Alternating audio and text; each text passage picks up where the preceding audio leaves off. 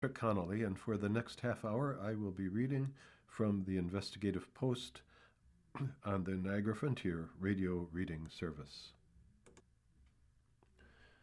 March 18th, 2026. Subsidies for STAMP data center among largest ever. Data centers tend to be bankrolled by corporations worth billions, yet the builders also demand massive subsidies from state and local governments. The Genesee County IDA is now joining the fray with one of the largest subsidy packages to date. By J. Dale Shoemaker.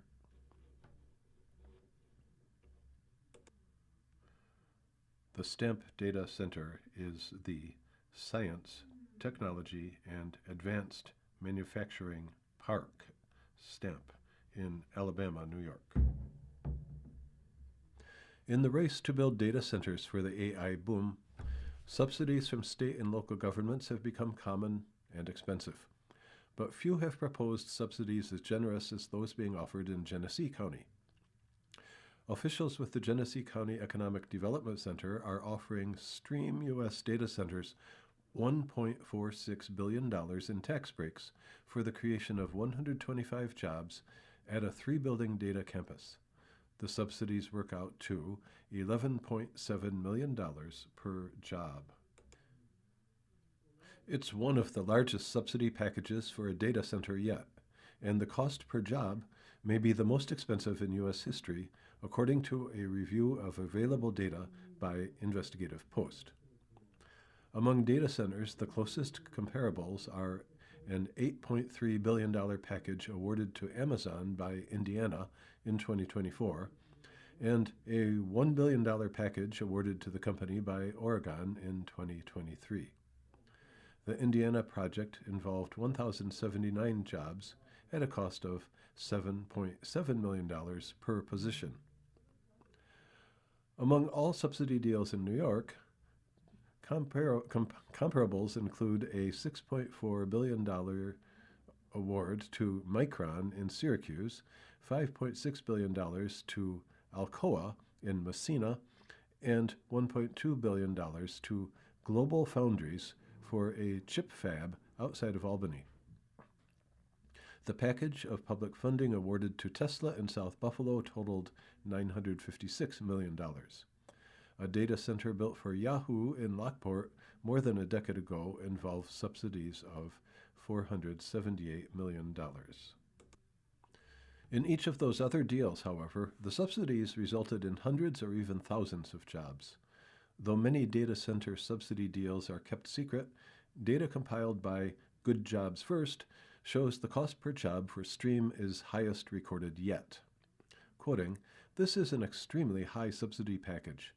Giving any company over $1 billion in tax credits is excessive, and giving a company $11 million per job is unjustifiable, in my opinion," end quote, said Kasia Tarsinska, the Good Jobs First researcher tracking tax breaks for data centers.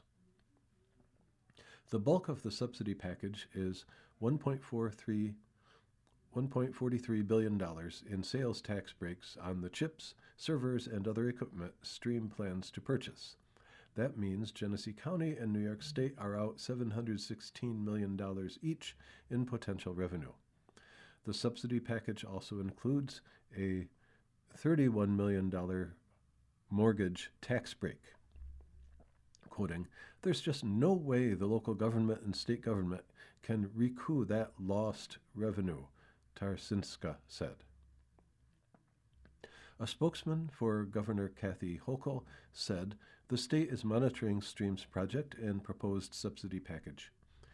In her State of the State address, Hochul said data centers must pay their fair share, quoting, of the demand they put on the state's electrical grid. Quoting, "Governor Hochul believes that economic incentives should be used to deliver the most jobs and other community benefits as possible, and we continue to look for ways to ensure that data centers are not draining resources or driving up costs for New Yorkers," end quote, spokesperson Kristen DeVoe said in a statement. The prospect of the data center and the massive subsidies Stream says it needs have angered local residents and members of the Tonawanda Seneca Nation. Sharon Larman, a town of Alabama resident, published a letter to the editor recently encouraging her neighbors to speak out against the project at a public hearing scheduled for 7 p.m. Thursday at the Alabama Fire Hall. Quoting, "We are hardworking blue-collar people. We pay enough taxes. I just feel it's not fair for them to get those breaks," end quote, she said in an interview. Quoting, "I think they would have the money to support themselves. They don't need tax breaks." About the project. Stream is proposing a 3-building campus at Stamp, over 90 acres, at the 1,250-acre industrial park. Its buildings will have a footprint of 2.2 million square feet, equivalent to 38 football fields. Part of the campus will be built on land Stream is acquiring from Plug Power, the hydrogen energy company that recently canceled plans to build at Stamp. The proposal is Stream's second attempt to construct a data center campus in Genesee County. Though the company won approval for its initial project last year, it canceled those plans following a lawsuit from the neighboring Tonawanda Seneca Nation. The Genesee County Economic Development Center, as previously reported by Investigative Post, has turned to data center developers to fill up vacant space at its struggling Stamp Industrial Park, located halfway between Buffalo and Rochester. In September 2024, as the Economic Development Center was beginning to entertain bids from data center builders, one development firm taped a meeting it held with Chris Suozzi, the agency's vice president. Investigative Post later obtained a copy of the recording. With Plug Power on pause, Suozzi said in the recording the Economic Development Center was looking to data centers to, quoting, "come in and save the day a little bit." A year later, Stream won a 3-bidder competition to build a data center at Stamp. The company then amended its proposal this year from $11 billion in total spending to $19 billion. That's up from an original cost of $6.3 billion a year ago. Because the size of the company's project kept increasing, including spending more on chips and servers, the size of its sales tax break also went up from $472 million to $800 million to $1.4 billion. To operate the data center campus, Stream plans to hire several dozen technicians and security personnel. Jobs there will pay on average $96,000 annually. Investigative Post calculated that employees would have to work for 122 years to earn the $11.7 million it costs to create their job. Additionally, construction of the 3-building data center campus would employ an additional 1,000 workers temporarily, according to the Economic Development Center's CEO, Mark Massey. That's a far lower figure than the agency reports on its cost-benefit analysis for the project, which says construction will employ more than 16,000 people. To operate the data campus, Stream has said it will use 500 megawatts of electricity, more than 80% of all the power available at the Stamp Industrial Park. That's enough to keep the lights on in 400,000 homes. Meanwhile, project documents show the Genesee County Economic Development Center, the industrial development agency that's offering Stream the subsidy package, stands to earn more than $156 million from the deal. I'm going to cut this long article short at this point. If you would like to hear the rest, please call the Niagara Frontier Radio Reading Service at 716-821-5555, and a volunteer will be happy to read the continuation of the article to you. This next article from February 26, 2026 is titled Timeline: Burmese Refugees Arrest to Death.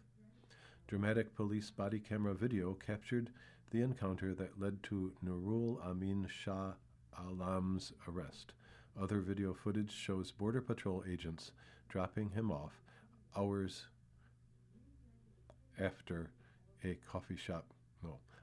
later at a coffee shop far from his home. by J. Dale Shoemaker and Adam Smith Perez. Buffalo police last year tasered, beat, and arrested the Burmese refugee who was found dead Tuesday in downtown, nearly a week after federal immigration agents dumped the man, who was nearly blind and spoke no English, at a coffee shop miles from his home. Police body cam footage released Thursday to Investigative Post shows the encounter last February between two officers in Nurul Amin Shah Alam, which set into motion the chain of events that ended in Shah Alam's death. Shah Alam's body was found on Perry Street near KeyBank Center, home to the Buffalo Sabres of the National Hockey League, according to a police report. His death was determined by the Erie County Medical Center to be, quoting, health-related in nature, end quote, city spokesman Ian Ott said. In a statement Thursday evening, Erie County Health Department spokesperson Kara Kane said the medical examiner had not yet determined a cause or manner of death. According to a police timeline released Thursday, a caller to 911 reported that Shah Alam was no longer moving at 8:30 p.m. on Tuesday. The woman informed the operator that she had passed by an, quoting, unresponsive male wearing a dark parka and khaki pants who appeared not to be breathing at around 5:30 p.m. The caller described Shah Alam's hands as gray in color. She also noted that she saw Shah Alam moving.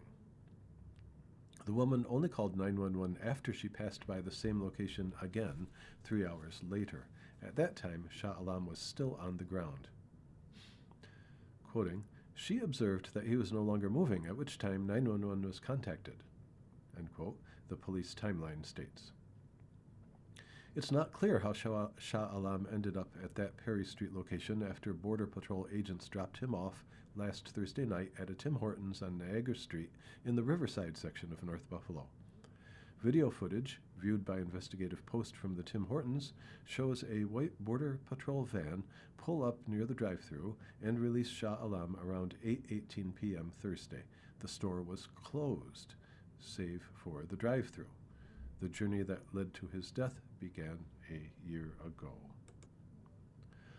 On the morning of Saturday, February 15, 2025, Shah Alam left his West Side home for a walk, according to his attorney and a Buffalo police report. Shah Alam, his wife, and two sons had arrived in Buffalo as refugees just weeks prior in December 2024 and were in the country legally. Cooped up due to the cold, his attorney said, Shah Alam set out for a stroll when a sunny day arrived. In need of a walking stick and with $20 in hand, Shah Alam went to a store near his home and purchased a curtain rod, his attorney, Benjamin Macaluso of the Legal Aid Bureau, told Investigative Post. When the weather turned bad, Shah Alam headed for home but got lost, Macaluso said. Shortly before 10:30 a.m., he wandered into the backyard of Tracy Chacon on the 500 block of Tonawanda Street in the Riverside neighborhood. Chacon reported to Buffalo police that Shah Alam had opened her back gate, let her dog out, and damaged her shed door with his curtain rod walking stick. Upon arrival, police alleged Shah Alam was swinging them in a menacing manner. Officer Christopher Mordino later wrote he believed Shah Alam intended to hurt police with his curtain rod. Macaluso said that wasn't true and that his client was merely startled by the dog and the commotion. Body camera footage shows an officer arriving at the Chacon's home, walking down a sidewalk along the side of the house and entering a gate into the backyard.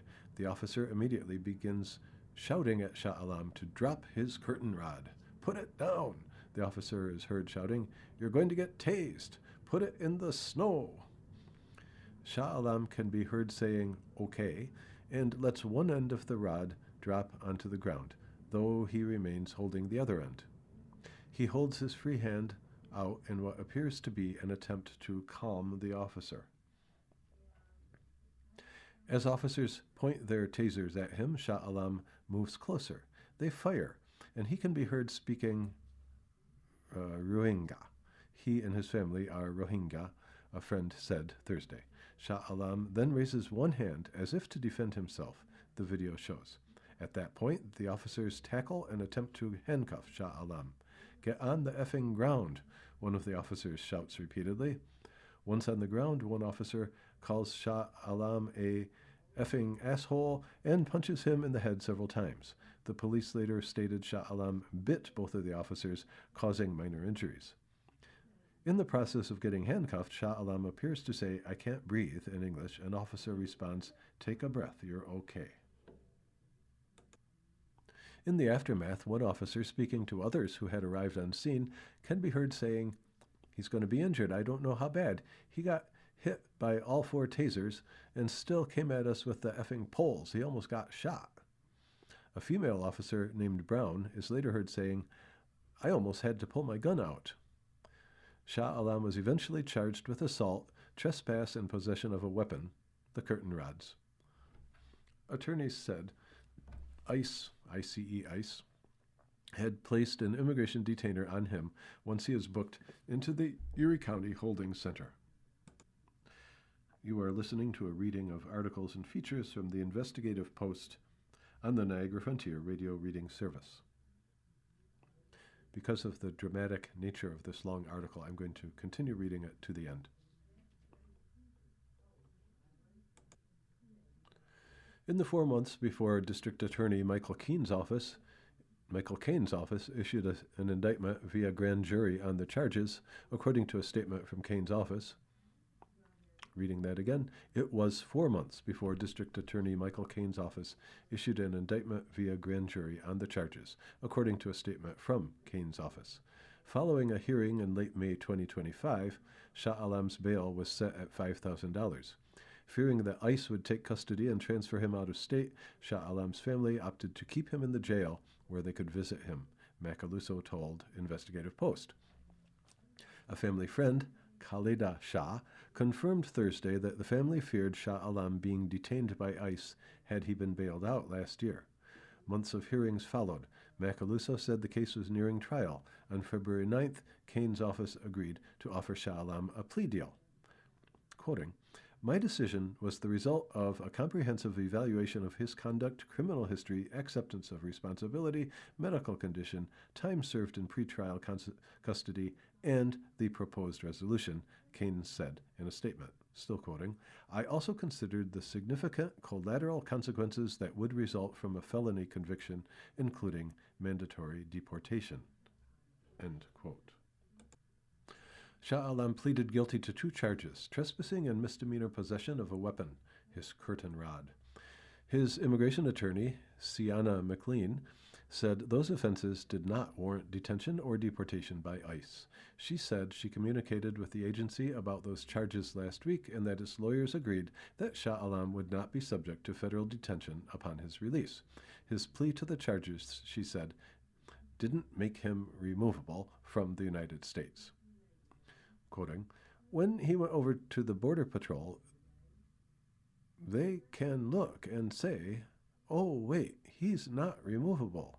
But instead of saying anything to anybody about his impending release, they didn't say anything."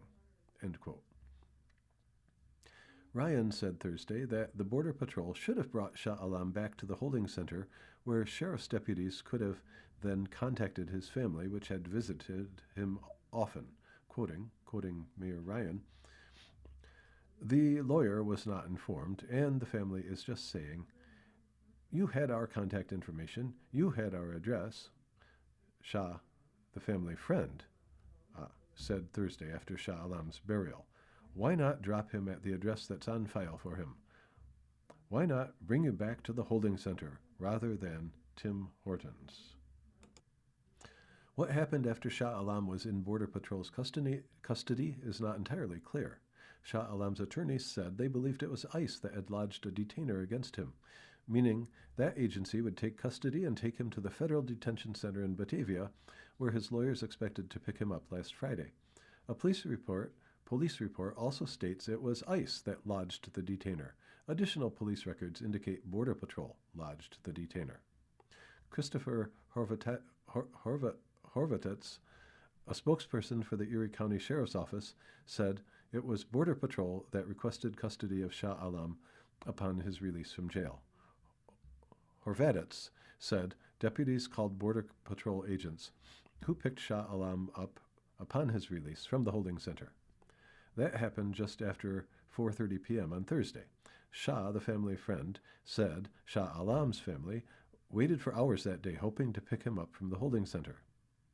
McLean said the sheriff's office should not have called Border Patrol. Quoting, "I think that there was a serious error here in sending him to Border Patrol," she said. "My issue is, was it supposed to be Border Patrol in the first place?" Michael Niezgoda, a Customs and Border Patrol spokesperson, said it was only after agents took custody of Shah Alam that they determined he was not amenable to removal. Agents then, Niezgoda said, quoting, offered him a courtesy ride, which he chose to accept to a coffee shop, rather than be released directly from the Border Patrol station. End quote. That Tim Hortons on the 2200 block of Niagara Street was, quoting, determined to be a warm, safe location near his last known address, Niezgoda said. The coffee shop was closed at the time. Only the drive-through window was open. The surveillance camera footage obtained by Investigative Post shows Shah Alam being let out of the Border Patrol van and walking by the drive-through window. He then paces back and forth near the locked front door and eventually walks through the parking lot towards a Family Dollar store. The van leaves 1 minute after agents dropped Shah Alam off. Between his arrest and release, Shah Alam's family had moved to the Broadway-Fillmore neighborhood on the east side, some 5 miles away. Macaluso said he spent all day Friday in Batavia searching for his client. He and Shah Alam's family spent the weekend searching Buffalo, including the family's former neighborhood. Macaluso opened a missing persons case Sunday afternoon. The case hit a snafu on Monday when Special Victims Unit Detective Richard High closed the case after noting the ICE detainer, not realizing it was outdated. He reopened the case 4 hours later. McLean said she was deeply disappointed and saddened by Shah Alam's death. Quoting, "I feel like, in a situation like this, we wouldn't necessarily be here if Border Patrol had just exercised a little bit of humanity." End quote. On Thursday, following a prayer and burial service, friends and other representatives of the Shah Alam family said they are demanding justice. Shah, speaking to reporters at the burial site on the east side, said Shah Alam has 3 sons left in Burma, while his oldest son in Buffalo holding only a part-time job. The family is struggling to pay bills, she said, and is in need of financial assistance. They were refugees, Shah said. They came here seeking home, and home killed them. This story is from Adam Smith Perez, who covers urban affairs for the Investigative Post. It's a Report for America. He is a Report for America Corps member. March 4th, 2026. New Trump policy threatens Buffalo refugees. The new policy could result in ICE detention for hundreds of refugees living in Buffalo.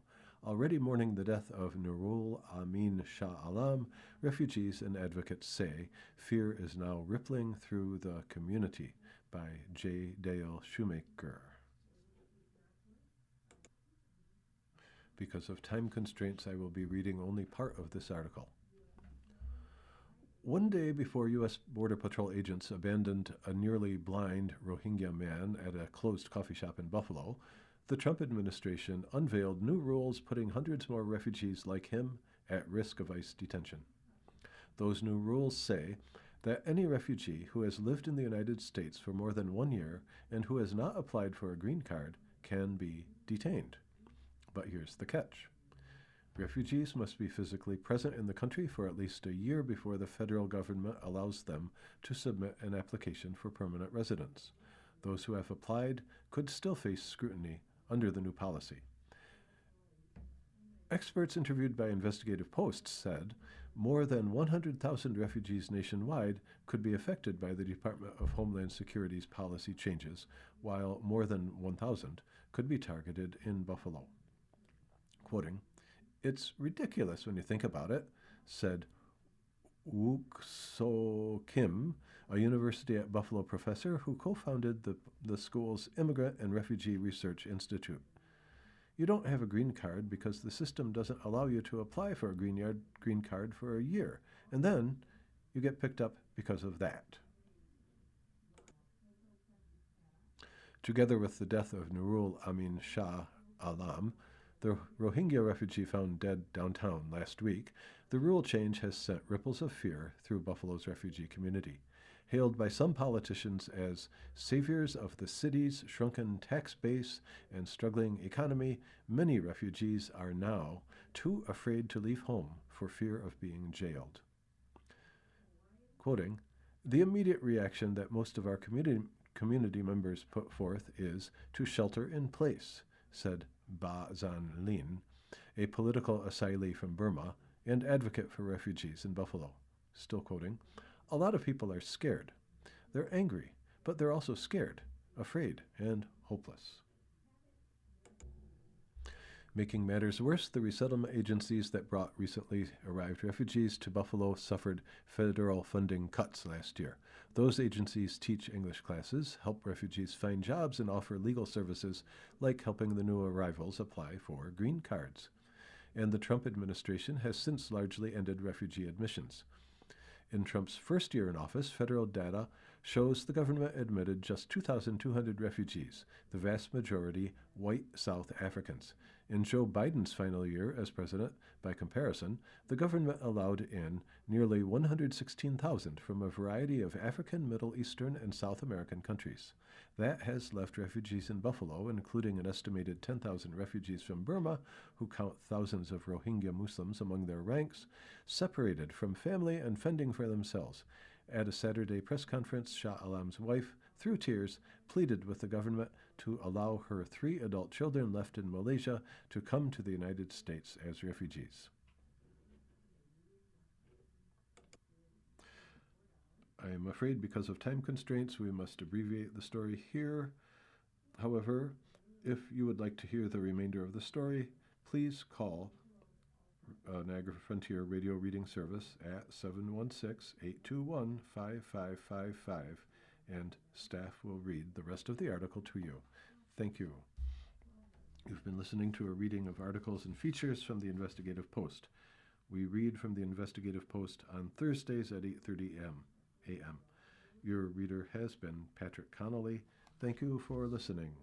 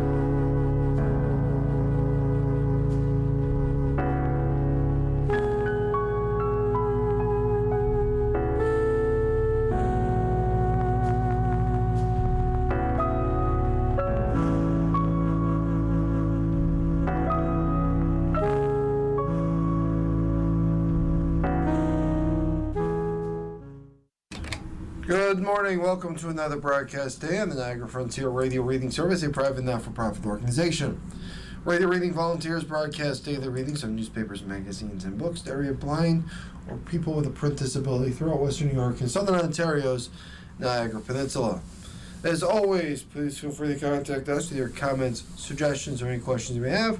Our phone number here is area code 716-821-5555.